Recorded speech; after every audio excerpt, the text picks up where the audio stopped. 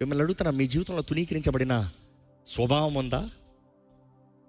తునీకరించబడతాం ఎవరికి ఇష్టం ఉండదు కదా. మనుషుడంట తునీకరించబడేటప్పుడు పగపడతాడంట. నేను కాదంటావా, నన్ను కాదంటావా, నేను వద్దంటావా, నన్ను పంపిస్తావా, నీ పని చెప్తా. ఇదంతా యెజబెల్ ఆత్మ అండి. ఈ యెజబెల్ ఆత్మ ఎప్పుడు ప్రవేశిస్తుందంటే ఎలాంటి గాయాలు కలిగినప్పుడు. ప్రతి వ్యక్తికి జీవితాల్లో గాయాలు కలుగుతాయి. గాయాలు లేని వ్యక్తులు ఇక్కడ ఎవరు లేరు. ఎవరైనా ఉన్నారా? బాధలు లేని వ్యక్తులు ఎవరు లేరు. ఎవరైనా ఉన్నారా? ప్రతి వ్యక్తికి జీవితంలో గాయాలు కలుగుతాయి.